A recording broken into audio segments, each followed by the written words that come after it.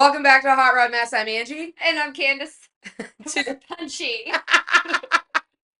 We're fuckery today. Oh, yeah. So today's episode, we're going to talk about being out of gas, like literally out of gas. And Candice is going to touch on when she was literally out of gas. I'm going to touch on my anxiety about my husband telling me about running out of gas. So I half told the story about me running out of gas on the highway, but I'll give you the whole story. So I was like, had this friend dating, not really. So he borrowed my car while I was at work, brought my car back, whatever, no problem. Come to find out he didn't have a license.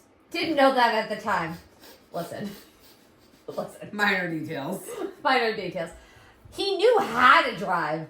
He just lost his license. Still not really sure why. Don't care.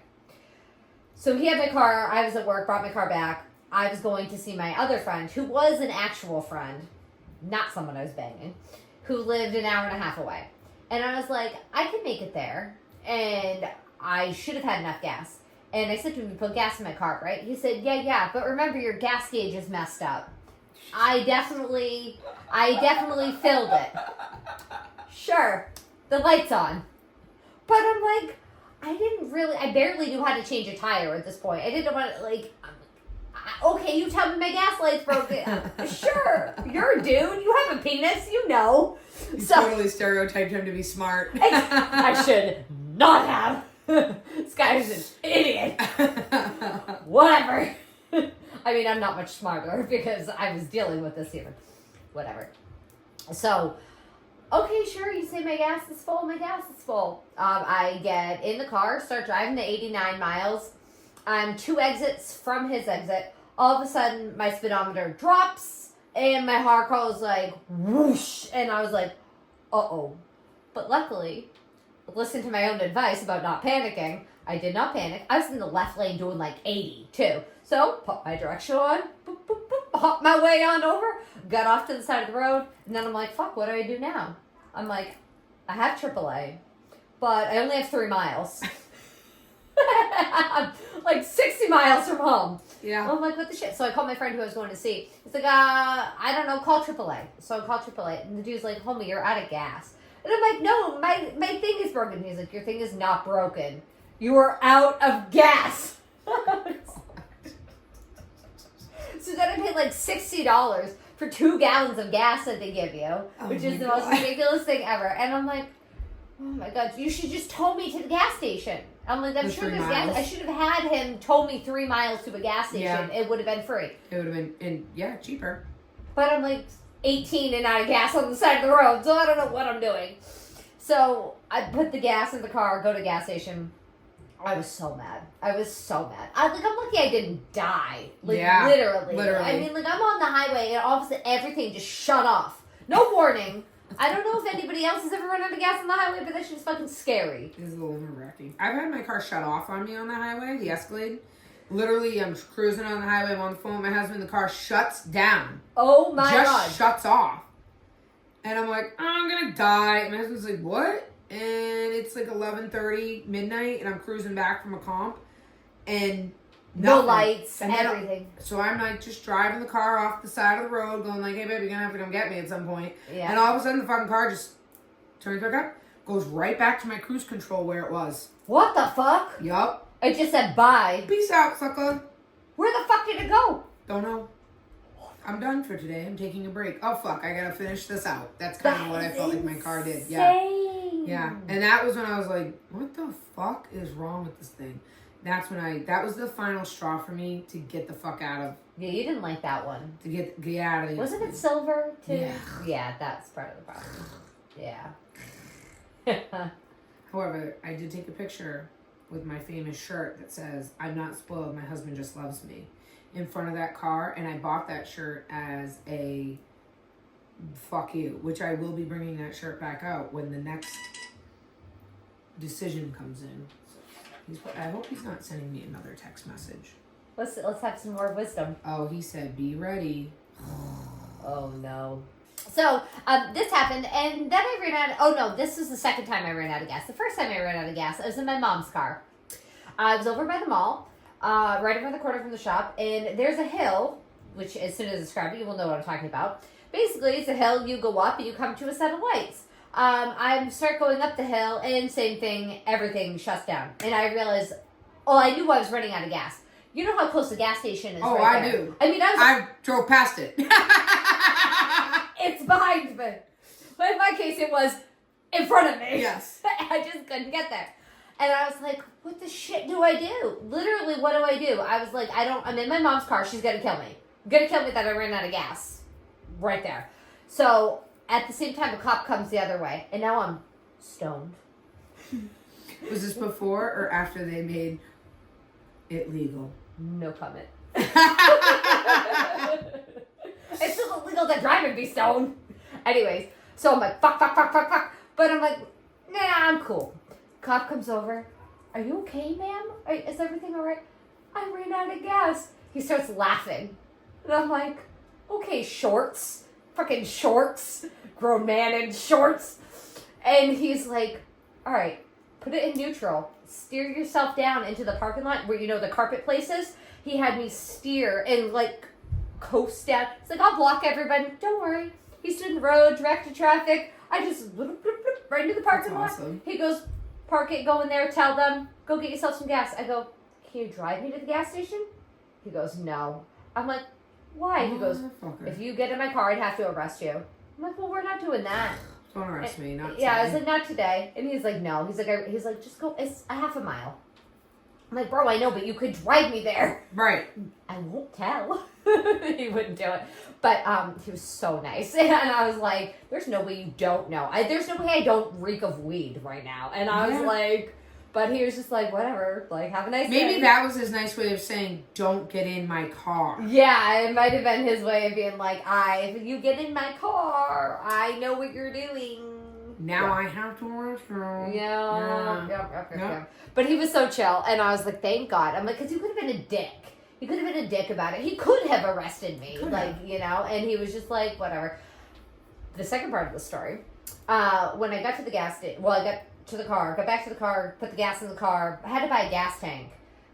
Ridiculous. And then I had to hide it from my mother because I didn't tell her the story until about a year ago. And she was like, are you shitting me? Yeah. That's funny. Very displeased with me. I'm slowly giving my parents all the information about things they didn't know that I did. So it's funny that you say that. When I was talking to my parents, how do you shut this fucking thing off of Do Not Disturb? Oh, no. Just make it happen. Make it. You're not on Do Not Disturb now. So I did shut it off. Okay. Yeah. Because then I'll know if he sends me a call. Yeah, because you don't have that application. It's an application. Yeah, I got the call. Yeah, you can put that application in your things that can alert you on your Do Not Disturb. We'll do that for next on-call. Okay. I'll add that to your thing for you. And I also don't want to cut your time, so in the event that we have to, we can just add into this later. Yeah, we can just do it at another time. Yeah. It's no big deal. We can come back in a different outfit, whatever, Yeah. Or whatever. Life is life. Life is life. We gotta do what we gotta do. So I get back to the car, put the gas in the car, put my phone on the roof of the car. My iPhone. Original iPhone. Is this like a 5 or a 6? Or 4? No, the first iPhone. Like, this thing had the button. It was like this thick. It was tiny. But I was so happy I had an iPhone. Like, I was so cool. I was never cool enough to have an iPhone. I had a flip phone audio box. Oh my God. I thought it was awesome. I love my Razor. My Razor is my favorite phone I've ever... Actually, my Incognito was my favorite phone I ever owned because it made this cool clicking noise, and I like noise. Certain noises, they just... Oh... hit me in the right spot. I get you. I got a thing for lines. There you go. I every once in a while will search that phone on YouTube just to hear the noise, like somebody like talking about it, just to like hear the noise again and the way it clicks open. Anyways, I love my Razor. My husband made me drop it, and I cracked the screen on it when we were teenagers. I'm still pissed about that. That's when phones were phones, though. Like I remember, so my audio box literally fit in my hand like this. Yeah, it was this wide and this tall, and it flipped, and you pulled it. Awesome. Yeah. Could I get one of those little phones now? Instead, I have to fucking walk around with a goddamn computer, basically. I love my phone. I use my phone for a lot because, I do all of our stuff on my phone, right. you know, so I do some on the computer, but it's so much easier just to do it on my phone. It is, especially actually. posting on Instagram and TikTok and, like, all this stuff. It's so much easier through my phone. I literally just did it I did logos and all that stuff through my phone the other day. So I get it in the aspect of it's much easier. So now I like have to have them. It's not an option. I have to be an adult. Well, I mean, you have an employee who doesn't have a phone. It's insane to me that he doesn't have a phone. Insane, which is why he was very upset and hurt that I sent that memo out. It applies to him too. It does apply to him, and he said, "Well, my carrier pigeon is not working. It's not allowed in the shop. Fine." Yeah, that's fantastic. So I put the stupid phone on the roof of my car. Drive away. Realized that after a couple minutes, go back. It's on the ground in the parking lot, shattered. I probably drove over it. So then I had the brilliant idea. All right, I'm going to go get a new phone. So I go to T-Mobile, the most predatory of cell phones. And I get a fucking sidekick. I think this is a good idea, to get a sidekick. Now, looking back at life, when you think about this, and all the dumbness, you go, what in the mother of fuck was I thinking? Like, why would I have done... Like, nowadays, you'd be like, oh, man, can I get the screen fixed first before I have to go buy a phone? Yep. Like, logically, maybe I should carry a gas can with me just in case, because now... Because apparently this is something I do. Like, all these things as an adult... You don't logically... run through your head. I was probably 18 at the most. Yeah, I had to be at least 18. And you're not thinking all these steps there. So I get a cell phone plan that I can't afford. And then I eventually don't pay it. And now I owe on this phone. So then that goes on my credit. I finally, like, after 3 years later, I just paid it. Because I was like, fuck, I want this shit on my credit. Like, so aggravating. But I'm like... Yeah, this is the right move. I didn't put gas in my car, and then I broke my phone. Let's just go buy a new phone today. Yeah, that's logic. That's logic. I did kind of like the sidekick. It was fun. It had the little ball, and it flipped, and it was fun. Awesome. But it wasn't a touch screen, and I went from an iPhone to a non-touch screen phone. I don't know where my brain was. Your logic wasn't logicking. My logic was not logicking. Not even a little bit. So that was dumb. Since then... I have never run out of gas. Knock on wood. I did leave my babysitter with less than a half a tank of gas and said, "Here are my keys." So I'm sure I'll have a full tank of gas when I return. Because she always returns it with full tank of gas. So funny. Every time she takes my car, she's like, "Oh, classic." She always has to fill my car up. And I'm like, "Oh." So this last time, I said, "You can take my car." And she goes, "What do you need, fuel?" I said, "No, I actually filled up." She goes, "Oh, shut up, baddie, for real?" And I'm like, "For real? Full tank?" She's like, oh, that's right, it's warm out. You probably filled your own tank. Yeah, you're like, I guess. No, I went down the street. When my client still lived at his house in Falmouth, there's a gas station that pumps on Main Street. I used to go there so much that I am like homies with the people who work there now. Like, even now when I drive by, I put the window down, we wave at each other when I drive by. Awesome. I'm like, hi! Yep. And he's like, it took me a while to, like, remember you, and then you got those rims, and now I'll never forget. And I'm like... Never forget. You can't forget. You Never never forget anybody by their car. Like, it's amazing. No.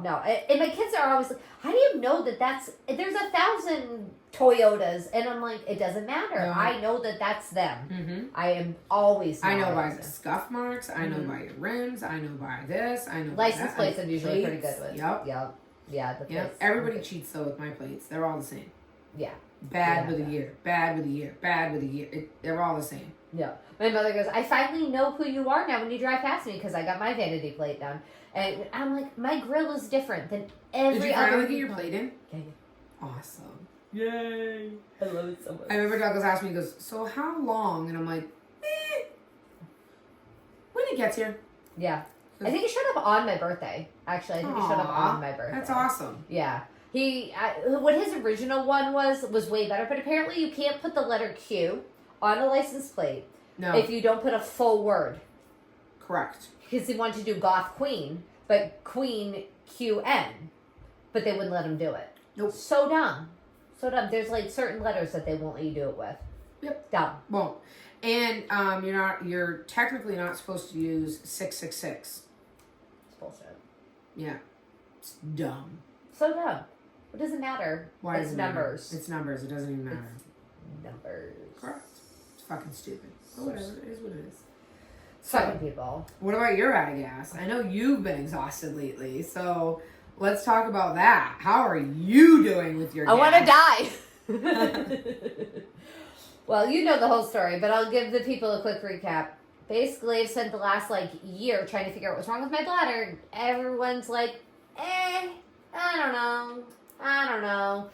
So I sort of have a baseline diagnosis that's really difficult to diagnose unless they actively put a camera in your bladder when you're having a flare-up. Then they can see if you have it.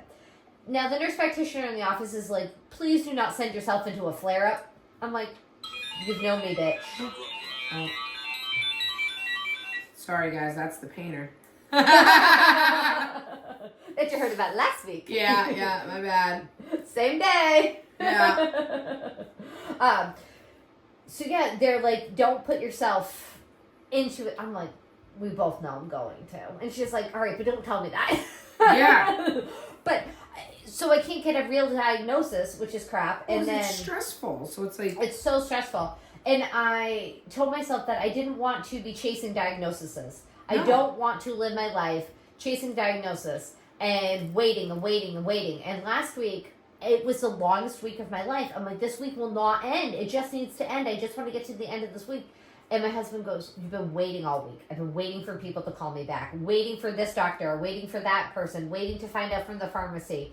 I was waiting. And I've been doing that for months. And it's been so exhausting. In January, I said, fuck it. I don't care. My bladder just hurts.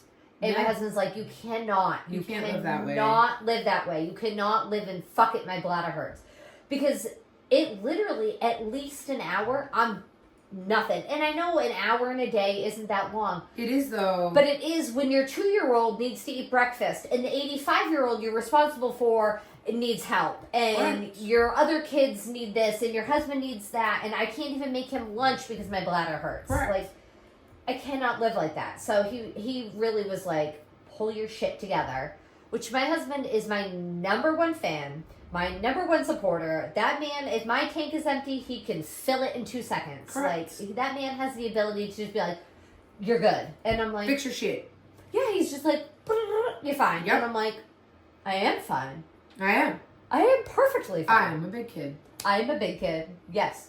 So he talked me on my ledge of, I'm not getting a diagnosis. Fuck it. And I'll just smoke pot and take cranberry pills every day. That's real reasonable. Really Just reasonable. giving iPhone versus sidekick. Exactly. I'm a very reasonable, rational person. Yes. So then finally I was like, fine, fuck it. I'll go back to the doctor. So then one was like, it's this. Another one's like, no, it's this. So I'm going with it's interstitial cystitis. Or I'm going to call it IC because I hate saying interstitial cystitis 10,000 times. It's the most... Yeah, that was called it. He goes, shimalama ding dong. Yeah, pretty much. Pretty much. That's what it is. Pretty much. You want to know what the common name for it is? Painful bladder syndrome. Which makes it sound like it's bullshit. So that pisses me off. Because the stupid doctor, who's a dickhead, he's like, well, your bladder hurts. And I'm like, my bladder hurts? My bladder hurts? I had no idea. No shit, He was like, dickhead. yeah, you have painful bladder. And I'm like, don't call it that. Because that makes it sound like it's bullshit. It literally sounds like it's bullshit. So I see whatever. And it's the most ridiculous thing. So I have to track my food.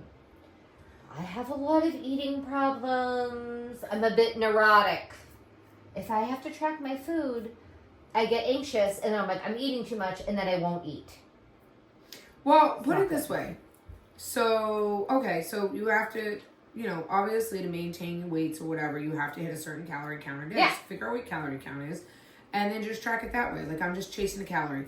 Yeah, see, when I do that, I stop eating. I can't count calories. I can't Really? do carbs. I get so worked up about it. I'm like, carbs are my enemy. Carbs and I do not get along. As long as I'm not eating too many carbs, I'm fine. I'm not gaining I weight. can't eat them just because they literally make me feel like shit.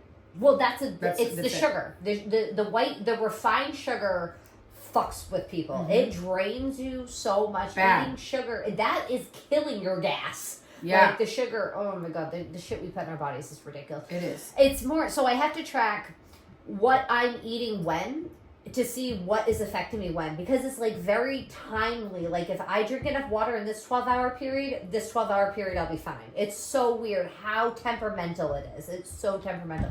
So hot sauce doesn't affect me. Spicy food does not affect me. Sour candy does not affect me. All of the things that normally affect you are not affecting it. So that makes me think that I don't have interstitial cystitis. I see. Because if I can't see where it's affecting my food. So it's really Have you ever thought about, and this just dinged in my head, mm-hmm. of having a food sensitivity test done?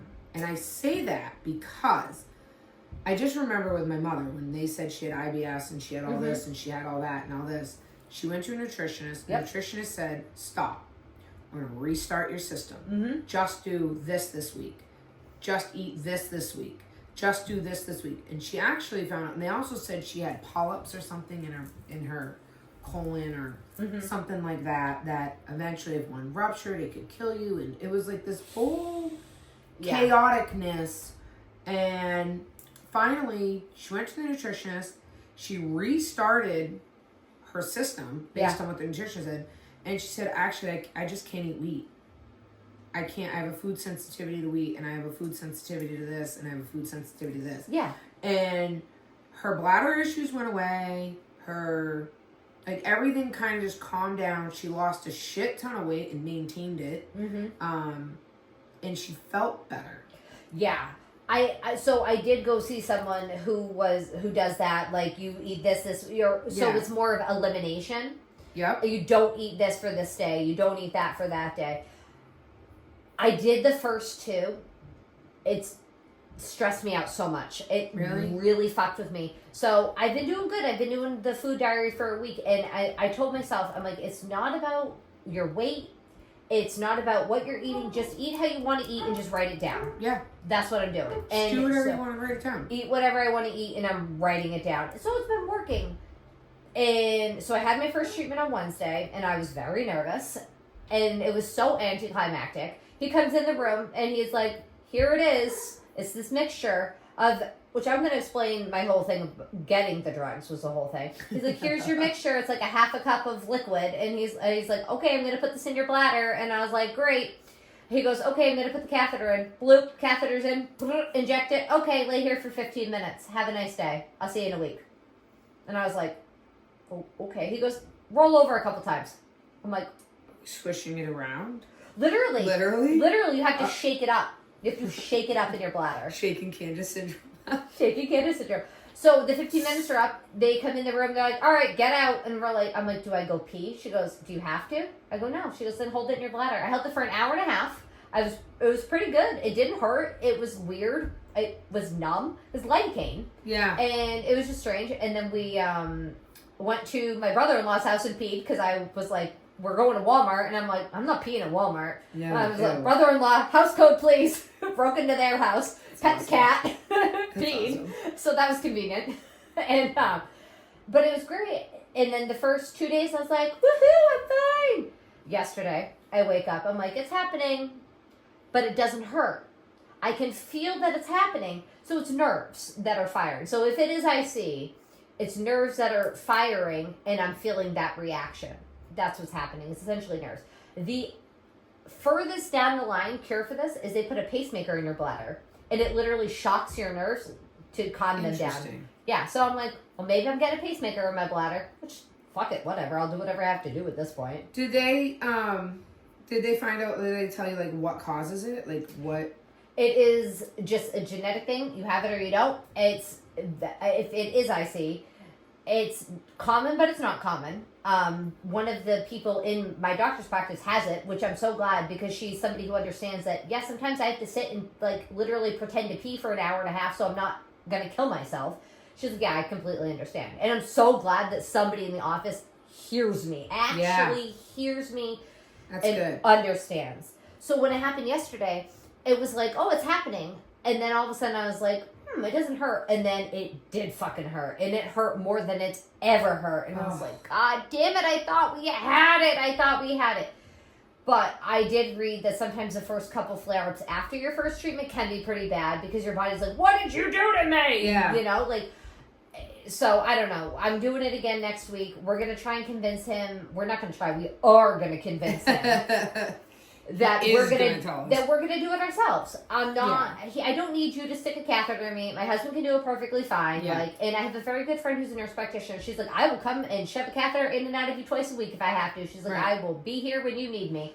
And she's like, but I'll teach Douglas how to do it too. He should do it. The funniest thing is the guy's doing it. I'm in the stirrups, got my paper cloth on me. It's like across me. And Douglas pulls the paper cloth up so he can see better. So he can see where, what's going on. Doctor pulls it back down. He goes, no, we're going to move this down. And Douglas is like, that's my vagina. Yeah. What are you doing? So I told him, I'm like, all right, so next time what you need to do, just go stand behind him. Correct. Stand behind him and make him tell you. Because we're going to be very stern with him that we're doing this at home. It's wildly inconvenient for me to get a babysitter for the youngest to drive up here drive 45 minutes there, sit here for 15 minutes, drive 45 minutes home. It's a pain in the ass. Pain in the ass. It's a pain in the ass. I'm not doing that. I'm not doing it once a week. I'm not doing it twice a week. I want to do it at home. And this is what the thing is. So when I get a camera shoved in me in a week and a half, we'll have a better idea. So frustrating. That is frustrating. And it's even more frustrating at the fact, like, just that's it. You have to plan ahead. You have to do all this bullshit. You have to do all this shit. And then you're down. Like, I remember before I had my uterus out, I was in BJ's and it was Jacob and I were walking to BJ's and all of a sudden I got my period and it was like, and I was bent over and it looked like fucking massacre. And I'm like, we have to go home. We have to leave right now. Just leave the fucking car. I don't even care. Yeah. I'm in so much pain. And I would sit in my bed in the fetal position and ride it out with like heat. Yep. And that's literally me. And it was because I had a floppy balloon uterus. Yeah. So then we're like, all right, we'll just take it out. Mm-hmm. That's it. When I had my everything out. So I get it. It's very, apparently my husband's not going to call me for a tow. No. Maybe he figured it out. Mm. Yeah. We'll find out when he calls you yelling. I didn't accept that call. I don't know. What? You didn't send me one. You didn't send me one. I didn't get it. But it's very frustrating, especially when you're doing all the right things and you're doing all the stuff. And nobody's hearing you. So when this started, I was like, my bladder hurts. Everyone's like, it's not your bladder. And I'm like, motherfucker, it's my bladder. It's my bladder. My mother goes, well, how do you know it's your bladder? I'm like, because it's my bladder. Because it hurts when I pee. She said, well, how do you not know it's a UTI? I'm like, trust me, I have taken every UTI test there is. I've had blood tests to make sure it's not my kidneys. We have done everything. Actually, at one point, I convinced myself I had kidney failure because of this. And then I found out that I'm like 2 points away from being pre-diabetic, which I'm like, oh, good Lord. Then I eat too much candy, so like that's my own doing. Oh, so you're like my husband. Oh, yeah. We're Pisces. We like our sugar. We can't help it. But I'm a cold-hearted bitch when it comes to that now, because I'm like, listen, I don't care about your problems. When your liver fails and you're dying and you're on kidney analysis, it's not my problem. Yeah, I'm Stop glad eating your fucking candy. Yeah, Douglas has started taking care of himself. I'm very glad about that one, that it's not like at the end of the line. Yeah. No, Douglas, he has changed. Since he almost died 3 years ago, he has changed his entire outlook on like priorities and taking care of yourself. And I'm not glad he almost died, but I'm glad that he had the change of heart. The reality of, oh shit, at the time we had 2 kids and I was pregnant with the third. Yeah. You know, like you have to take care of yourself. You really have to take care of yourself. And I'm glad that he's figured that out so that he could push me to figure this out. I wish my husband would actually, I don't wish him to have a scare, but I wish him to have a scare. I know what you mean. And just be a scare so he would realize, like, this is no joke. Mm-hmm. Because the reality is he hasn't had anybody tell him anything dramatic. He hasn't had that, like... Yeah, he hasn't been hospitalized. He hasn't anything. And when you do, then you're like, oh, fuck. Oh, fuck, you know? And you needed that changing. You gotta have that aha moment. Like, I kept having that aha moment with alcohol, and finally I'm like, I'm good. I can't be waking up in the middle of the night with my heart racing out of my chest. No. And so my friend who's a nurse goes, that's AFib. Yeah. Like, what? She goes, and sometimes you don't come back from it. No. So the writing's on the wall, your body's saying no more. Yeah. She goes, or you are probably not gonna wake up one day. And I'm like, oh, like your tone. Yeah. So. You better wake up every day. I kind of need you, bitch. I can't put Candice through all that stress. I can't find a co-host. God damn it. Who's gonna deal with me? Actually, Ella would be a good co-host. She would. She can talk as much as you can. She can, and not only that, Ella would be like, I don't like your tone. Fix your face. Ella would tell me all about what is myself. all this going on right now? Whenever she gives me a compliment, I'm like, oh my god, I did something right. Or you're like, what does she want? Do you need a ride? Yeah. What did she say to me the other day? She goes, I don't like that. But yes, I like it. All right, it looks cute on you. I'll allow it. I'm like, oh, she'll allow it. Bitch, what do you mean you allow it? I'll allow it. You'll allow it. Okay. All right. I'm gonna allow you to keep breathing today. Right? How about that? I allowed you to eat your dinner. Yeah, you're welcome. Your second dinner. Yeah, your second. Big back. Tell me you're a big back without telling me you're a big back. Mom, so I'm gonna eat at home too. Okay. My kids rarely miss a home cooked meal. Yeah. True story. They need your food. True story. I get it. I hear it. Like, how long does this process take for you to go through? Like, how long do they anticipate? Is this a forever thing? It's forever. This is a forever thing. So there is some people who have cured it, and it's diet-based. A lot of people have cured it, which is part of the reason I'm not 100% still buying that I have IC, because I'm like, when I did 3 weeks of not eating anything that should flare me up, and I still had flare-ups. So, like, I don't know. If it is IC, it's for the rest of my life. Right. How we deal with it will be, if the injections work, then we do it once a week, we do it twice a week, or maybe we can get to once a month, or every other month, or, we can build it and get it. Right.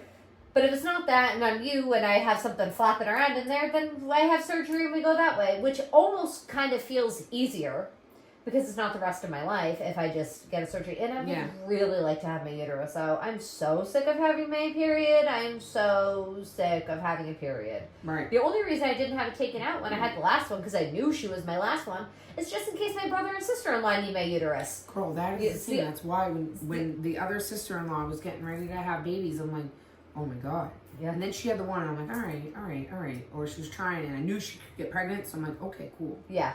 I'm like, okay, this is good. And I would have been her uterus if she needed one, though. I totally could have been Somebody would have been a uterus. I have a pretty good uterus. Yeah. It's the rest that's around it that's the problem. I mean, at that point, it doesn't matter. You're just injecting it anyway. So here we go. Making a baby in a petri dish. I love my petri dish baby. My little science experiment. She's awesome, though. She's the best. She's the best of the recipe. Fucking gremlin. She was drinking out of the dog's water again, and then eating their food. And then her and the cat are eating dog food together. I'm like, neither of you are dogs. What is going on? The dogs are looking like, the fuck is happening here? They're like, as long as you just give us a piece once in a while, it's fine. Just feed us too. Oh, she hands feeds them. She goes, come here, Bombi, and gives him food. Oh my gosh, Bomb, eat it. Oh. It's so fun. The dog's name is Romulus. We call him Bomble. And so she's turned into Bomb. That's awesome. That's awesome. Yeah. So I kind of feel like I'm working towards an answer that my gas tank will no longer run on empty. But I don't know. So last week when my waiting week, they give me the prescriptions.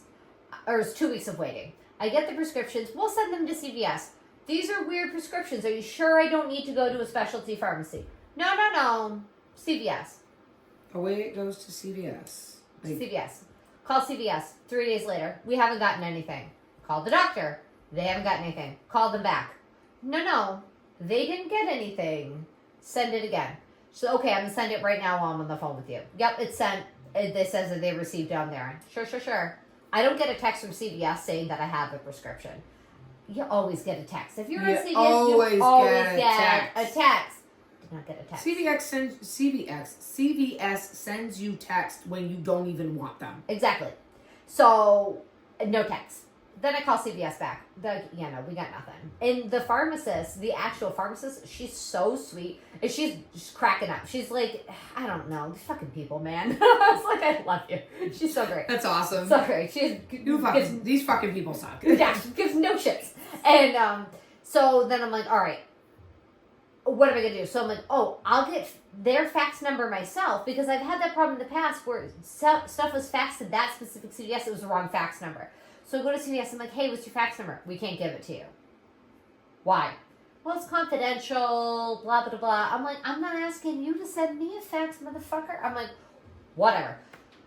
I leave. So I called the doctor. I'm like, can you give me paper scripts? I will come get them. Yeah. And hand deliver them to CVS. No big deal. She goes, yeah, normally yes, but I don't have his prescription pad with me. I'm in a different office. Really? I'm like, listen. I was like, listen. I'm like, this is not okay. This is when I found out that this woman also has IC. So I was like, if you were sitting on the toilet for an hour every day crying, you'd understand. She goes, actually, I do understand. Husband? No. I took it in a do not disturb mode. So now we're just going to blow up. Yeah. Doesn't matter. Great. It's fine. It's fine. We a mess. Yeah. So I pulled bitch, I'm in pain. I need these prescriptions. And then she's like, no, I understand. She's like, trust me, I know better than any person you will ever deal with. She's like, all right, good. At least I have somebody on my team. At least somebody understands. Somebody understands. So she, the other assistant had prescriptions she wrote about left them for me. I drive up there, go get them. Walk up to the desk. Hey, you have prescriptions for me. No, I don't. Yes, you do. I go, I bet you it's in that envelope that says my name right there. You think? You think? You could just turn around and look. Turn the fuck. And I know when she walked out here, said, these are for Candice last name, and put them down. Great. Yeah. So I get the scripts. Now 45 minutes, home and back. This is also the same night my kid is getting an award. So I'm already like, I have to be to her school. She's got to get an award. And so I'm already stressed out. Doing the shuffle. Shuffle. Always shuffle. Luckily, she could have just driven herself, but I wanted to be there, and I did get there, so that was good. So I hand the prescriptions. Now, I'm at the CVS a lot. I have a full-time person I take care of. He gets a lot of narcotics, so I have to sign and blah, blah, blah, all these different things. So basically, everybody who works in this pharmacy now at least sort of knows who I am at this point. So they send one of the new people over, because, like, I'm easygoing until you piss me off. Was it New People Week? Was it New People Week? Maybe we had New People Week. Ah! I hate New People Week. We'll come back to that. So they sent her over because I know I'm not going to give her a hard time. And then she's like, I go, are you having a hard time? Maybe. I go, why don't you go get somebody else? No, I can do it. And so then I make eye contact. I've made friends with this dude. I love him. He has a tattoo of cat dog. Aww. He's so nice. And we have kids the same age. So like that, like we bonded. So I make eye contact with him, and he's like, he sees my look, and he's like, 1 second. He comes over, and he's like, oh no. And I'm like, bro, don't say oh no again. And he's like, I can't get any of these. And I go, what do you mean? He goes, they're all out of stock, and I don't want to order them and then have you waiting. Because he and I had chit-chatted about what's going on with me before. So he's like, you don't need to be in pain anymore. And he was like, we need to get you these. He's like, I can't get them. And I was like, then where do I go? What do we do? And he was like, call the hospital pharmacy. I was like, oh, okay. You're fucking brilliant. I love you. Genius. I love you. So I leave. I'm like, I'll just call the hospital pharmacy. Call the hospital pharmacy. Yeah, I can't get these. You're a hospital pharmacy. Well, I can get 3 of them, but I can't get this other one. It's back ordered everywhere. But the 3 that I can get, you have to get in multiples of 50. 50? I don't even know if this shit's going to work. And I have to order it in 50. And he'll have to rewrite the script. Now it's 4:45 in the afternoon on a Thursday. No, Wednesday. Whatever. It was a Wednesday. And I'm like, well, nobody's getting anywhere with me now. It's almost 5 o'clock. Everybody's done. Everybody's done. Everybody's shutting off. Fine. Call tomorrow. Wait till 9 a.m. Douglas found a couple. He's like, just call these. And I'm like, you know what? I'm going to go with the ones that he said just call. Sorry. I'll go with one of the ones that you picked. First one I call, lovely woman. Talk to her, tell her I go, all right, we'll start with the hard one. Sodium bicarbonate, liquid sodium bicarbonate. Do you know what sodium bicarbonate is? Mm-mm. Baking soda. Seriously? Yep. Seriously. Baking soda. Okay. Liquid baking soda. I'll put a picture of my vials up with this because it's pretty funny. Yeah. So I tell her that and she goes, oh, that is weird. Can I ask why? So I explain. She goes, because I'm a chemist. Yeah. She's like, that's fascinating. And I was like, I know, it actually is really kind of fascinating. And then I tell her the other, she's like, I can get all of these. I was like, how can you do this? She's like, I'm that good. I'm like, yes, you are, bitch. You are that good. I go, all right, so tell me what numbers I need for everything. So she went through and I wrote out everything, called my doctor, and she goes, you know what? Keep that, what we just went through. She goes, but have them call me. She's like, just have them call me and we can figure it out better. And I was like, that's awesome. Cool. So I call back, talk to the assistant. I call back to talk to the assistant. The person who I talked to, she's not here today. I said, okay, that's fine. But I need to talk to somebody else who can get these prescriptions written. I need these today. Okay, I'll leave a message. I set a timer for 2 hours. Timer goes off. Nobody's called me. Call back. Well, they only give callbacks for an emergency. Well, this is an emergency. I might not be in labor, and I might not be bleeding out. But this is, in fact, an emergency. I need these prescriptions. This is time-sensitive today. Shit, people, because I have to have this ready for my appointment. For my appointment. Exactly. I need this shit. I need these scripts today. Well, I don't know what to tell you. Well, you need to find me somebody. Okay, I'll try. Then they go to lunch. While they're at lunch, the person who I needed to talk to, she called me. I missed the call because I'm editing our stupid podcast. So my headphones are connected to my computer. I have my computer on Do Not Disturb. It brings on my phone. My phone's on silent. So I'm dumb. I should have put my phone on ringer. Whatever. So then I can't call back because now they're at lunch. So it's the answering service. So I'm like, ah! So finally I call her back. And I was like, why did you lie to me? She goes, yeah, she does that. She lies to people. She's an idiot. Literally. She goes, but don't worry. I told them that as soon as they hear your name, they are to give me the phone. And I was like, fucking right. I was like, you're awesome. You rock. So, you rock. So I go, all right, this is a woman at the pharmacy's name. She calls the woman at the pharmacy. She calls me back 20 minutes later. You're all set. She goes, call the pharmacy. Make sure they have your right insurance information. You're good. Call the pharmacy back. She's like, yep, I got your insurance. Give me all your stuff. It'll be here tomorrow. Less than 12 hours. She had all of the prescriptions. That's awesome. Awesome. Husband walks in. This is what I need. They hand him the drugs. Boom. Now I have 125 vials of different drugs. But you have it. But I have them. And so Dennis is like, we need to get like a toolbox for this. And we're going to get like a rolling case for all of my drugs. Toolbox. The man goes to a toolbox. But he's not wrong. He's not wrong. Like the Craftsman with the wheels and the thing is perfect. Yeah. It's literally perfect. It's got to be another Mac Tools thing. It's probably another Mac Tools thing. This is where we resort back to wife and husband's boy math. Yeah. Now I need another toolbox. Now I need a toolbox. From the Mac Tool guy. Yeah. That I'm in a relationship with. Oh, they're absolutely in a relationship. They're in a relationship. I have called. He's come in the phone. He's come in the house on the phone. I'm like, who the fuck are you talking to? Tool guy. I'm like, all right, I'll see you in 3 hours. He's been in my driveway and I've gone out. I'm like, excuse me, I need my husband back. Like, can I have him back? Can I have him back, please? I'm like, we have stuff to do. Yeah.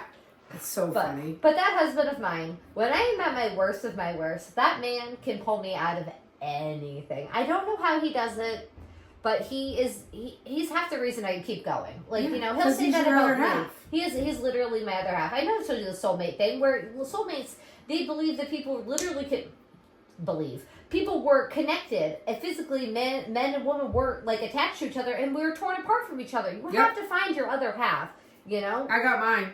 Yeah. Did I ever tell you the freaky part about my husband and I? What?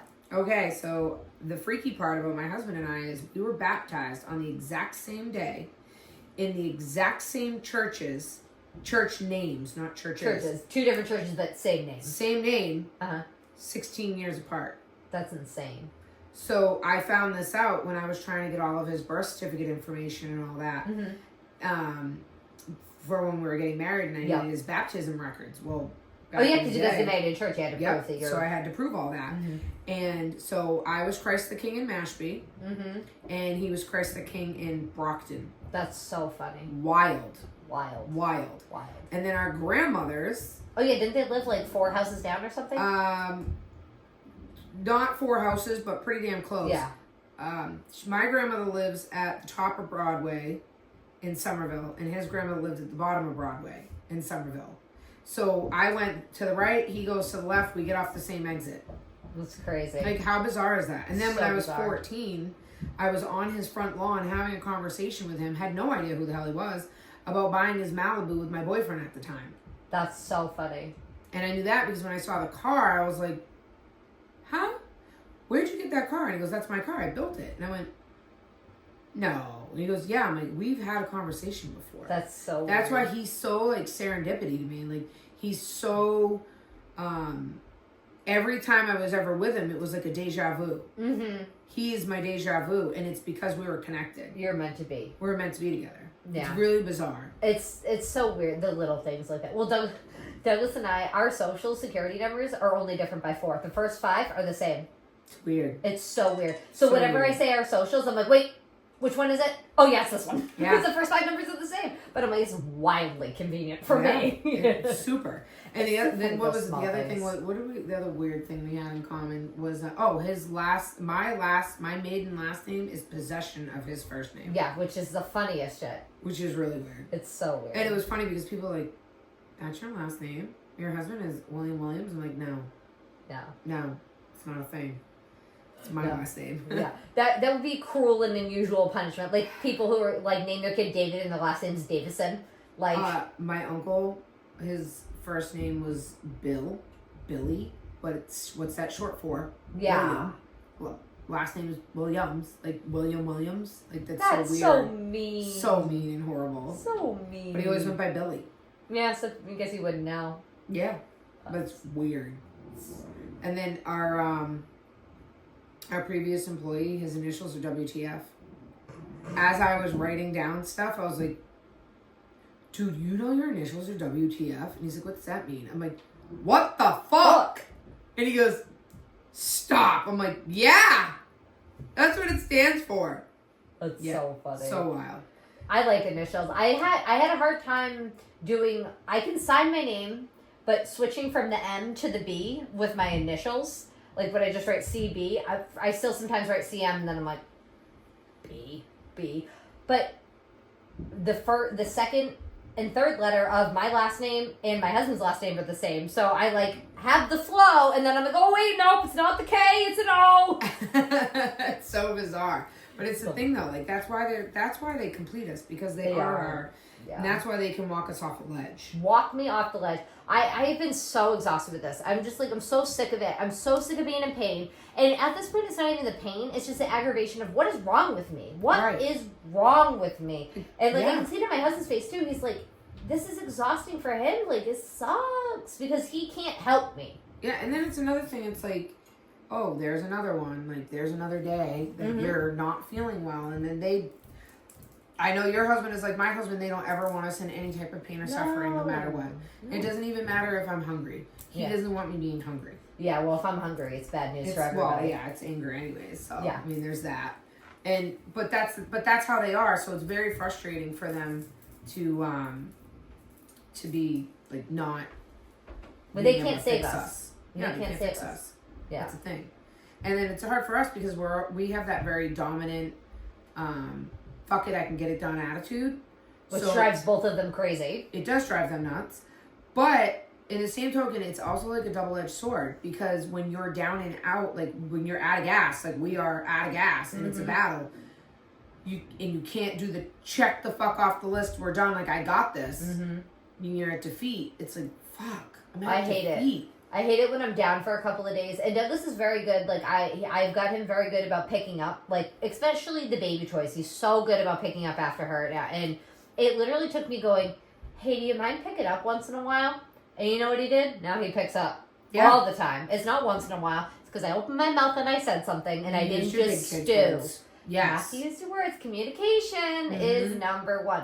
Well, that's half the reason why he can fix us. Well, Right. you can fix me when I'm down because we communicate with each other. Right.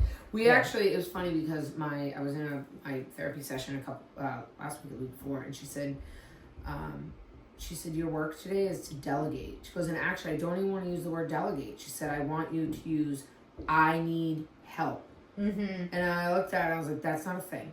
And she was like, it is a thing. Because you need time for you. So if you're not using your words like a big kid, that's a problem. Just say, can you monitor them while they're cleaning up the kitchen to make sure they're doing it properly? And she's like, and that's it.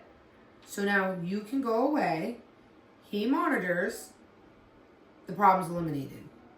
They know that they don't want to listen to your mouth when you come downstairs. I love my counter to glean. I don't like shit on my counter, except for what I put on that counter, because it's my counter. Your counter. So, or you get a whoosh. Yeah, you get a whoosh gone. So that's the thing, where like they're leaving food out. And I'm like, well, I asked you guys to put that away. That's part of cleaning up. But you didn't say that. Do I have to be that specific? Oh, I had that problem with the dishes. The middle one puts the dishes away. Well, you told me I'm not supposed to put wet cups away. Well, that cup's not wet. Put it away. Well, how do I know it's not wet? Did you fucking look at it? Yeah. Well, they get really mad at me because I don't let them put dish towels inside of cups. Do not put a dish towel inside of a cup. It smells bad. Don't put a sponge in the cup. Wash the rim. Rinse out the inside. Cup should not be that dirty that you need to scrub the inside of it with the sponge. No. I had to scrub my cup the other day because somebody didn't rinse it out and then put it in the dishwasher and it like baked on. And I was like, all right, so now I'm scrubbing. But whatever. It's fine. Yep. I would never leave a towel in it. No. One guy did that for a little bit. He would like it was like a game to him. I think it was like a mental game. Let's see how much of the towel I can get in and then leave it there. Gross. Smelly. I don't like it. The middle one left a cup of something in his room the other day. I'm going to throw up even just telling us. Left a cup in his room. I cleaned his room because I couldn't take it anymore. I was at the point where I was like, fuck it, I'm just cleaning your room. I don't care. I'm cleaning your fucking room. Right. Took the nasty Yeti out, put it on the floor outside of his room. The little one comes along, takes a drink of it. I'm literally gagging. Dry heaving. It was so bad. The eldest yells upstairs. She's like, are you okay? Do you need me to come get the baby? Like, what is going on? I was like, no. I'm telling her what's going on. So now that cup is dead to me. But it's one of my Yetis, so I'm not throwing it away. My husband can use it. Does it smell funky? It doesn't smell funky, but the image of what was in there was burned in my mind. I will never use that one again. But Douglas went to make my coffee the other morning. We always put him in these cups if we're going anywhere, or I have my Yeti mug. Yeah. And he goes to grab that specific mug. I'm not saying what color it is, so my kids don't know, so they'll use it. And I go, not that one! And he was like, I don't understand. I'm like, don't not do that one. He's like, you've washed it. And I'm like, no. Tainted. It's tainted. The image is brained into my head. It's not happening. I know. What is it? I will have to get a new that color Yeti. Well, I actually need to go through all of my cups and get rid of a lot of them because missing lids, missing straws, missing attachments. They're missing lids, missing straws. They're too many of them. Too many. They smell funky. Yep. And if you don't get the good rim, like you don't clean in there. Olivia's very good about. She'll pull the rubber off. She cleans the rim. Like that's a. It's funky. Yeah, it gets gross. All going. They're all going. No, I just did the little ones, like sippy cups. Got rid of all of the missing pieces. It's worse. Like I have 4 cups and no straw that fits any of these cups. It's crazy. Well, you know what's wild? So when we moved in here and we redid the kitchen, I got all the organizers. So when you open the cabinet where all the cups are, they're all there in their little bin of their organized little bin. So they're not upright like this. They're facing you and they're on the shelf. Yeah. Oh yeah. Like the wine bottle looking shit. Yeah. And they're clear. The racks are clear, so you can actually see through it. But now my daughter has this fixation with Stanley cups, and she keeps bringing them home, getting one, and I got a Stanley. Oh, I asked for a Stanley. I said, stop, because they're no longer welcomed in my cabinet. These all fit here for a reason. Yeah. Now I bought them to fit the standard, Yeti, the standard cup like that. Now I have all of them that do not fit. So now you're taking my organized like this and you're making me have to stack it. Ugh. No more. You're cut out. in her room. Yeah, but then there'll be a science experiment. She is a science experiment, that child. She really is a science experiment. Well, the Stanley I got her for Christmas was an ornament, so, like, I didn't mess up your cabinets. I know you didn't. It was so awesome. When I saw that, I was like, I'm getting this bitch this. I was like, awesome. There is no way I'm not getting her this ornament. Well, my thing is, like, you can now have you only need one Stanley. Mm-hmm. You don't drink coffee. You just put water in it. You just need one. Mm-hmm. You don't need every single one of them in color. And I'm trying to teach my kids the difference between gluttony and greed versus need. And you don't need it. Yeah, need versus want. Yeah, you don't. I mean, you're just being gluttonous. Yeah, there's like that. We need to do an episode on want and need, because want and need has become a real problem in our culture, and huge problem. And Amazon is like the biggest issue with it, because everything is I need blah blah blah. Click. Example, myself. I love Shackalicious gummies. I love them. They're my favorite gummies. I love them so much. I can get them in Stop and Shop most of the time, but Amazon always has them. Well, my Alexa likes to tell me when I'm out of them. So I'm like, oh yeah, click, order, buy. Like, it literally takes one button in my kitchen, and I have candy at my door the next day. Yeah. You know? Like, but now you have to cut your candy crack habit, because... I know. Douglas said the other day, he goes, do you think you should be eating sour candy before bed? Do you think that's affecting your bladder? I go, maybe. But tonight's not the night to decide that, and I eat my candy. I was like, I'm having candy tonight. Well, the other day I found myself upstairs in my bedroom eating ice cream, and I love whipped cream. Uh-huh. So I just put a little bit of ice cream in it, and I'm trying to just justify Jimmy's and the whipped cream together. But I literally just want date syrup. Okay, now this is weird. Date syrup, whipped cream, rainbow Jimmy's. So have that. And by the way, for those of you that are in the South that might be watching this, Jimmy's are sprinkles. They're Jimmy's in the New England region. They're not sprinkles. But only if they're chocolate. They're only Jimmy's if they're chocolate. They're sprinkles if they're rainbow. No, they're Jimmy's. They're all Jimmy's. Jimmy's across the board. Jimmy's are Jimmy's. Right. I don't do chocolate. Jimmy's. So they have a different feel. I like Jimmy's. Rainbow Jimmy's. Rainbow Jimmy's. Okay. Lots of them. We're going to throw down in both sprinkles. But they say to me, they're like, why don't you just... Like, why are you putting the ice cream Yeah, in? why are you putting the ice cream? Because it looks weird when you're just making... Like, what do you call it? A whipped cream sundae? You call it That's My Snack. Doesn't need a name.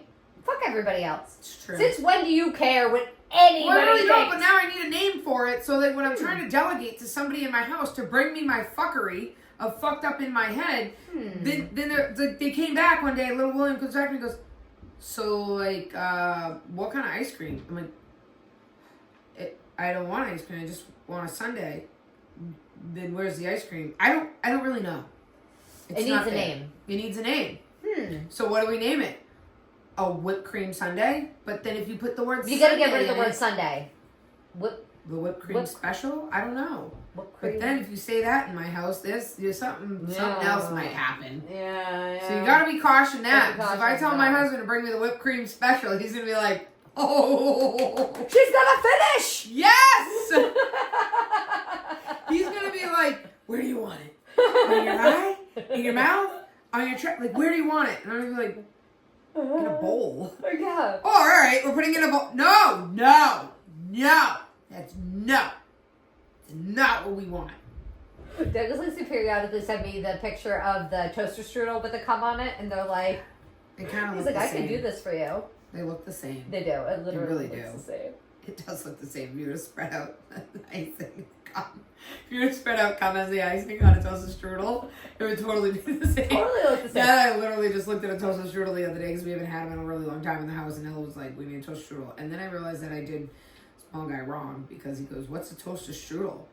And I'm like, you're a terrible parent. And then I sent a message to Jacob, and I was like, you thought you had your life bad because you weren't allowed to watch SpongeBob? Small guy doesn't even know what a toaster strudel is. He goes, terrible. Yes. Terrible. Why wasn't he allowed to watch SpongeBob? SpongeBob was terrible. Well, yeah. Terrible. I refuse to listen to that little... You know what SpongeBob is to me? He is literally like a fucking crouton that got wet. He's a soggy fucking crouton that can talk. That's fantastic. And there's something wrong with that. Alright. Okay? I love SpongeBob, though. The only one I like... You're too old for SpongeBob. That's your problem. Potentially Patrick. Patrick's great. He's cute. He's so cute. And Patrick reminds me of Vinny. Yeah, all right. And SpongeBob just drives me fucking nuts. You're too old. You didn't get the right bubble. You were too old when it happened. I can't. Yeah. Because, I mean, I was watching SpongeBob when I was like 8. I was a Fraggle Rock kid, okay? I love Fraggle. Love me some Fraggle Miss Rock. Rachel just did a thing with one of the Fraggles, and it's so cute. She dances like a Fraggle. Ray and I do. Dance like a Fraggle. Dance, dance.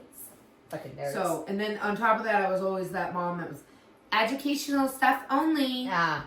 I was that nerdy mom. Of course you were. And hence why Jake's a nerd. It all worked out in the end. It all worked out in the end. So did you get small guy a toasted strudel? I don't know if he's actually eaten one. He needs to have one. But the toasted strudel problem is because of Jake. Yeah. Because he was allergic to everything. So you couldn't have anything. And it wasn't fair to him. And then when we found out that all the additives and the preservatives and everything and all the food was actually affecting him more than anything, that's when all that stuff went out the window. Yeah. And if it wasn't homemade, it didn't come in the house. So on the flip side of that, small guy grew up with way better health. All natural food. Yeah. All, like, he doesn't understand the junk. He doesn't understand junk food. That's he doesn't good. get it. His worst junk food is Takis and fucking Doritos. Mm-hmm. That's it. Good. Yeah, So, my kids are bad with junk food. The littlest one isn't because she eats a lot of junk food, but she also will choose like a banana over a bag of chips. I mean, she's 2, so right. We'll see if it continues. Right. Well, small guy will eat all of my fruits and vegetables versus going for a bag. Like, if I have the fruits and veggies here, that's what he's going for. If it's available. My oldest is like, if you have carrots cut up in the fridge, I will eat those carrots over chips. Yeah. But if the carrots aren't there, I'm going to eat the chips. And I'm like, that's completely valid because I'm right there with you. If I have to take the extra step for the snack, I get the pre-cut cheese. Yeah. I know I'm not getting as much cheese with the pre-cut cheese. No, I'm not either. But if I don't get a pre-cut, it's going to get moldy in my drawer and I'm not going to cut it up. But if it's cut up, I'll eat a couple pieces of cheese and I won't eat a bag of chips. Correct. I'm the same way. That's why I'm such a biggie on meal prepping. Yeah. Like, I'm anal retentive about meal prepping and putting them in the little tubs and everything and having it all there because even down to like when I make the yogurt parfaits for them and I put the granola in a little thing and I put it on top because if it's not there, they're never going to use it. Yeah. They have to have both. Which is fine by me. It's fine. And I actually enjoy doing it because I love being in my kitchen because my kitchen is really awesome. I like having stuff. Like I pre-prepped tonight's dinner last night. Everything is in a Tupperware. I just drop it in my crock pot when I walk home. It's awesome. It's awesome. Perfect. Yeah, I broke my Tupperware when I slammed everything in there, but that's besides. Douglas at 11 o'clock last night goes, hey, good job breaking your Tupperware. And I was like, I didn't break it. He's like, go look at it. It's fucking broken. Crack right across. I was like, shut up, Douglas. It's 11 o'clock at night. That and clear stuff. Everything goes in my fridge in a clear tin. Yeah, then you can because see now I can see it.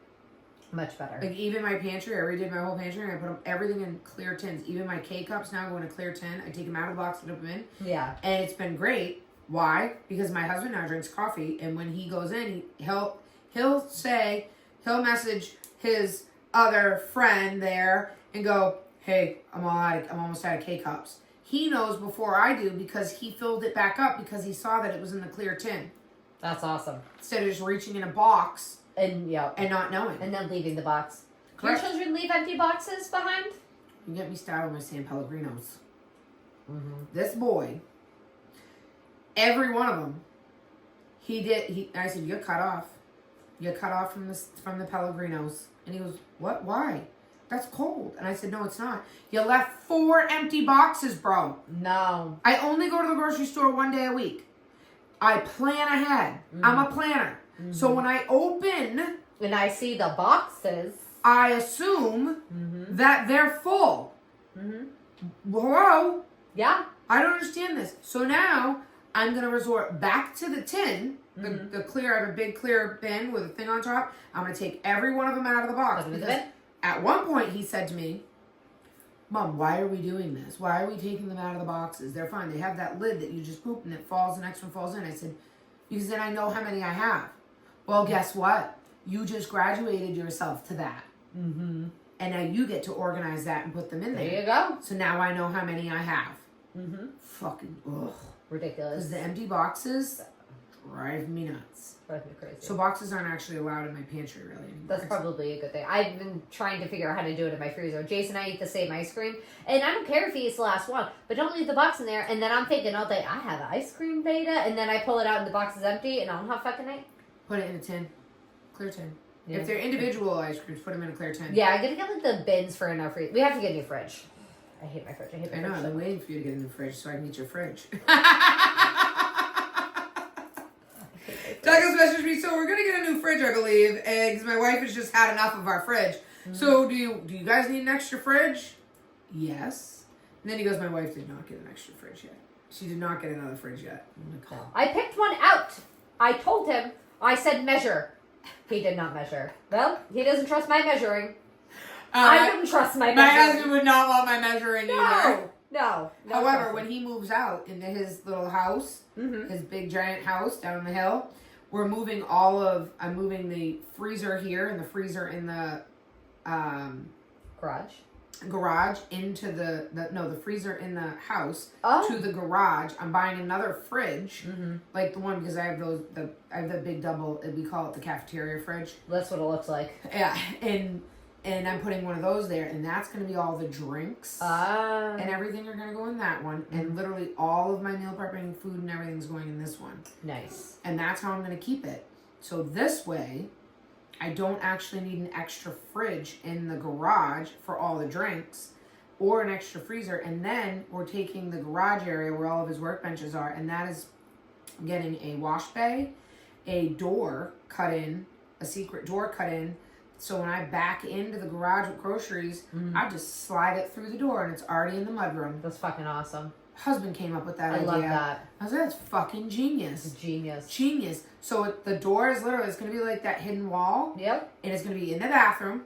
Mm-hmm. And you just push it open mm-hmm. and slide the groceries through. Fucking right. And then you don't have to lug anything in. You mm-hmm. back right up. And then the wash bay's going to be here. There's going to be a big giant bench here. And there's going to be the sink for all the dog food. I was saying, you're doing dog food. Setting the whole thing up for our dog food assembly. And then the freezers will be in there, and that's where I'm going to put all the dog food. I love it. Because realistically, I don't really have a lot of freezer items. Yeah. Other than meat. Yeah. So just stick that in the other fridge. Yeah, it's not like you cook fresh. It's not like you're using a lot of. There's almost, aside from ice cream and meat, mm-hmm. never. That's good. But no, it's all there. So, and my family is, if it's there, they'll eat it. If it's not, they won't. Exactly. If we give them the tools, then they'll... It's like I cut cucumbers up for Douglas and I give them to him. He goes, I'm not going to eat those. And I'm going, yes, you are. And then he does. You're going to eat them. Exactly. Yep. He does eat them. Well, now that we've talked about everything under the sun, as one does, if I'm thinking about my gas tank and I need to refill my gas tank, I need to hug my husband. I just need to hug my husband. I need to talk to him. I need to be near him. I need to touch his boobs and get in my nook. Yeah, getting you. My nook and rub his boobs. Yeah, I like that. Yeah. I'm a butt rubber. Yeah. I'll grab the butt. I like to come up behind him and just... Yeah. His nipple piercings are still healing, so I have to be careful. Because he wouldn't let me take care of them, and now he is. So now they're like on the slow healing, and I'm like, if you had just let me put tea tree oil on them like 2 days sooner, they'd be fine by now. Yeah. But whatever. But he's finally accepting me, like, grooming him. So that's nice. So finally I can like take care of my husband. I wish my husband would let me groom him, but he won't. Yeah. He's like, nah. And I'm like, but like, I can see better. Like, you should let me trim your stash because I have good lines. Yeah. Oh, Douglas is so good. He just cut his. I'm like, I can kiss you again. I know, it's so funny. They were making fun of him at the shop. They're like, so now we can see our facial expressions again. Mm-hmm. Look, he does smile. I tell everybody, my husband, in fact, does smile pretty regularly. You just have to know what to look for. You're just going to see the beard move. Yeah. You gotta see the beard move, and then he gets like a little in the crease. His eyes. Yes, move. he has a crease. He's got the crow's feet, and you can see the it. giggles. It's gorgeous. So, he's so cute. I would agree with you on that. I definitely have to caress my husband. Yeah, 100%. It just fixes everything. Just being near him. Like when it gets to be like 4:30, I'm like 2 more hours. Okay, it's 5 o'clock, an hour and a half. I'm just like waiting because they need that boost. Like I feel better when he's there. Even though he drives me batshit crazy, I know he's there. Oh, there's nobody who can make me more insane than my husband. There's no human on this planet. Yeah. But when I am feeling insane, he's still the only person I want. He can be the one who pissed me off, but I want him to make me feel better. Like it's funny that you say that because when I'm out of gas, it's okay. So we work together. So when I'm out of gas and I'm irritated from the day and I leave and everything and he's out of gas and I know that he's like, oh. Yeah. When he comes home, he wants to like namaste and I'm like, no, I need you to be here and just be present in my presence because I need your aura to fix me. But in the same aspect, I'm like, I'm being really selfish because you need to fix you, but I don't really care about you right now. It's all about me. I feel bad, but... No, but you have to be selfish sometimes. You have to be selfish to an extent. And I know you've talked about before how your therapist is like, ask him what he wants. I'm very guilty of not also asking what he wants, and I've been really trying to like make sure like, are you good too? And since he has changed his whole attitude with his emotions and expressing himself and like being okay with being nice to people, it's crazy. You can be nice to people. You can. It's an amazing thing. It's an amazing thing. You can compliment people. It's okay. It's okay. You won't fall apart. No, it'll be fine. So so with all of that change, like it's just made him so much better. And it's made our lives so much better. Even when we're both done, that he is able now to better communicate his needs with me. And I can actually listen to it and hear where I'm at fault in things. It's hard. I could never hear when I'm at fault. I have such a hard time hearing that I'm wrong, that I'm at fault. But I now am accepting that. And it has been like, game changer. Game changer. Game changer. Game changer. Yeah. And as people say to me, like my therapist, and she goes, what are you doing? She asked me the other day, she said, what are you doing to change? You say like, oh, I've been this way my whole life. Right, but who you were then is not who you are now. No. And what are you doing to better the situation or better your relationship? Because you guys have an amazing connection, but what are you doing to make him to grow with him? To maintain, to be on the same level, to be growing together. You're growing at a new level now. What are you doing? And stop thinking, she said, who cares about what you guys used to be? Now you need to figure out who you are going to be. Yeah, that's what we've had that. We decided that everything, he kind of switched in like December. Everything prior to December, we can talk about it, we can discuss it. But we're focusing on now. Now. We're focusing on now. Now in the future. Who do we want to be in the future? No. Who do we want to be? Like, where do we want to be? That's what we got to do. Where are we getting to? Where are we going? How are we going to get there? Yeah, you can learn from the past, but you can't fix it. It's already happened. No. Just rewrite a different story. Exactly. Write a different story. And that's exactly what we're working on. And it's a building thing. And like I keep telling everybody, a lot of people are like, we're just going to get a divorce. And I'm like, that's just not a thing. Like when you're out of gas and you're whatever, like I have emotional things going on, and emotion is really hard for me to transcribe. And he's got emotional things going on, and believe it or not, men are really fucking emotional. So I feel sometimes he has more emotions than I do because he was never taught to adequately express them. Correct. Because men are not taught to express their feelings properly. They're not, and men are actually there's a higher level of depression and suicide in men than there is in women. And it's because they're not taught. They're taught to bottle it, be tough, be rigorous, and like some people. Suck it up.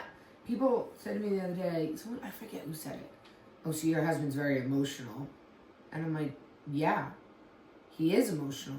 And it's amazing that he's emotional. It's good. And that he's actually showing them out and not bottling them up. Because now as his wife, I can be a better me for him. Exactly. I feel like I have become better because he has become better. Correct. But it's exactly what a couple is supposed to do. Correct. It's exactly what we're supposed to do. Exactly what you're supposed to do. I should be able to tell you what I want. You should be able to tell me your wants. We should be able to come to some type of agreement in the middle. And you just work it out. Yeah. You work it out. And I get, like, not everything's work outable. Like, of course, there's plenty of stuff that you can't work out. You can't work it out. No. And I totally get that.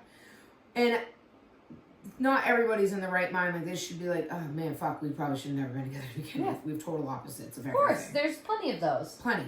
But if you've been together for a really long time, people are like, oh, it's stale. It's not that it's stale.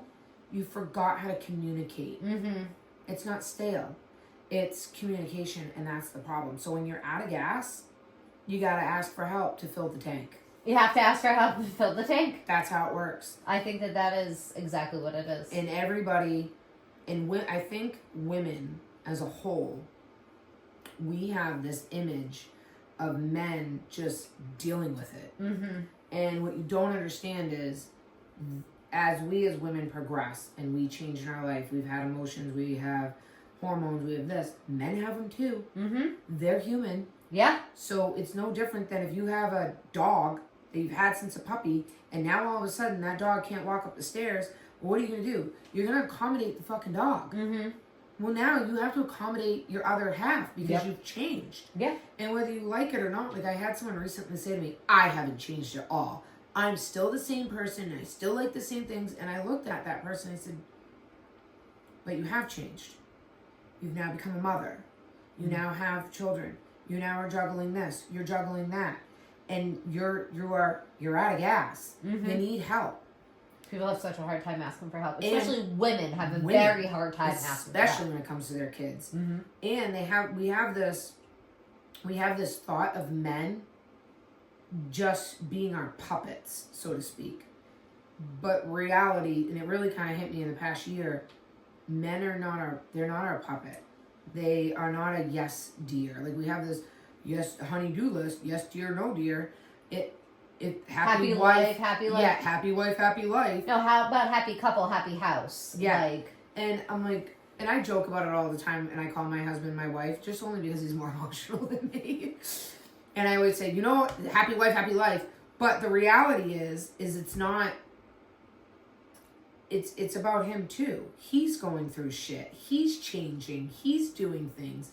And for me, like, I have a huge age gap in my relationship with my husband. We're 16 years apart. Yeah. I can't assume him to have the same energy and the same everything that I have, or that he's going through the same stuff or whatever. I have to accommodate. Mm-hmm. I have to adjust.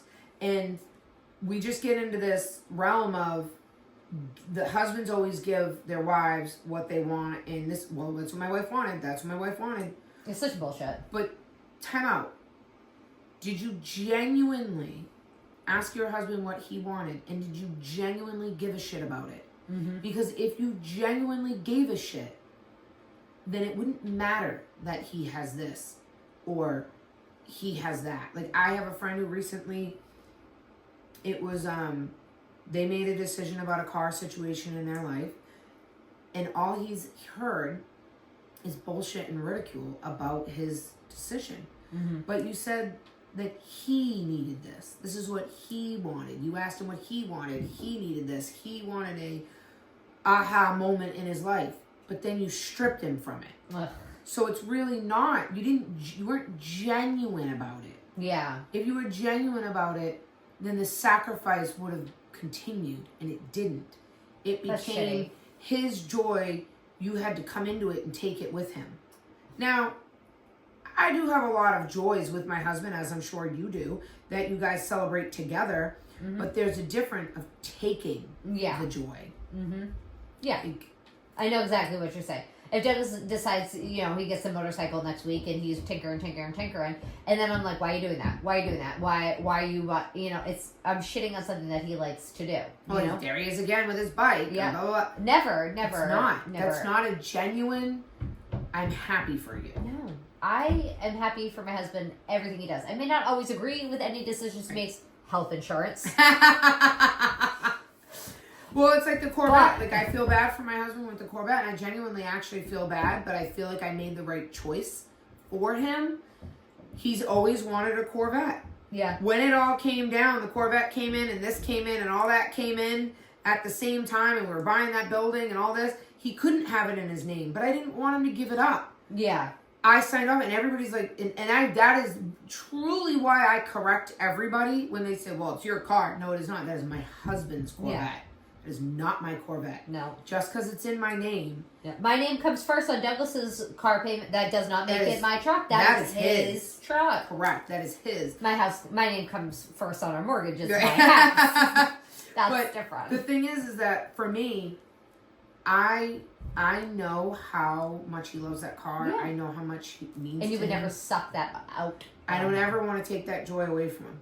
Now, when he's being a little baby about it and being a shithead about it and going, well, it's not my fucking car anyways, I'm like, you're right, it's not. Yep. It's mine. Because if you're going to be a dick, I'm going to be a dick. If you're going to be shitty about it. Yeah. I did it because I know how excited you were and I know how defeated you were when you found out it was coming in and all this. And that was it. I just, whatever, fuck it, I'll just go sign the papers for you. Here you go. Mm-hmm. And you drove that car off the showroom floor with your daughter in the passenger. You were so excited, and he was like a little toddler. That's so cute. Making his first steps. Oh, like, it was amazing. And in turn, I was a good wife.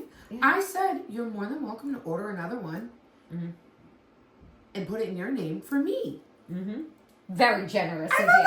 That was generous. That was so generous of you. He goes, it's not a thing. Okay, fine. Fine. He emptied your gas tank on that one. Fuel leak. Right. Well, I feel like we've told the people a little bit about our gas and how we rebuild. And, do you have anything else you want to share with them? That's it. Yeah. Keep your gas tanks full, people. Do what you got to do. Talk to your spouse. Talk to each other. Do what you need to do. You have to. It is. It's very important. Keep your gas tank full. Exactly. And keep an open mind. And you know what? Sometimes you gotta have a backup in the back. So have a backup if you need a backup. Exactly. Joining us this week, we are Hot Rod Mess. I'm Candice. I'm Angie. We're a podcast that comes out every Sunday, 4 p.m. We talk about everything and anything. If you want a subject, let us know. Yes, send us an email, hotrodmess@gmail.com. If you message us through the website, it is 100% anonymous. We love to get all your messages and anything you have to say. You're hearing from us. It's directly to us. There's nobody else. So, if you want to talk to us, please do. We want to get you guys involved. Love it. Yeah. We'll see you next week. Bye.